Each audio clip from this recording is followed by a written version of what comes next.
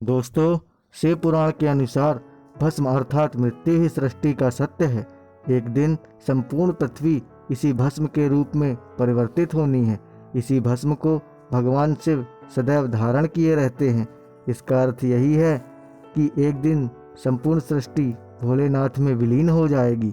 एक प्रचलित कथा के अनुसार उज्जैन नगर में एक बार एक भयानक राक्षस का आगमन हुआ, जिसने वहां तबाही मचा रखा था। उसने कई घर तथा मानव जाति का नाश कर दिया था, जिससे परेशान होकर लोगों ने भगवान शिव की आराधना की। जब भोलेनाथ प्रकट हुए तो लोगों ने उनसे उस राक्षस का विनाश करके संपूर्ण सृष्टि की रक्षा करने की प्रार्थना की। भोलेनाथ ने महाकाल रूप धारण करके उस राक्षस का वध आसानी से कर दिया। तब लोगों ने भोलेनाथ से प्रार्थना करते हुए कहा, हे भोलेनाथ, ऐसा संकट फिर से ना आ जाए तो कृपया आप यहीं रुकें। परंतु ऐसा संभव नहीं था, इसलिए भोलेनाथ ने स्वयं को उज्जैन नगरी में एक मंदिर में शिवलिंग के रूप में स्थापित किया, जो कि महाकालेश्वर नाम से विख्यात हुआ।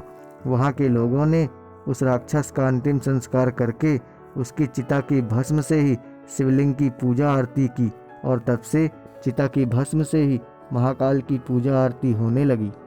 किंतु एक बार चिता की भस्म ना मिलने पर वहाँ के एक पंडित ने अपने ही पुत्र की हत्या करके उसका अंतिम संस्कार किया और उसकी चिता की भस्म से शिवलिंग की पूजा आरती की, जिससे भोलेनाथ अत्यंत क्रोधित हो गए।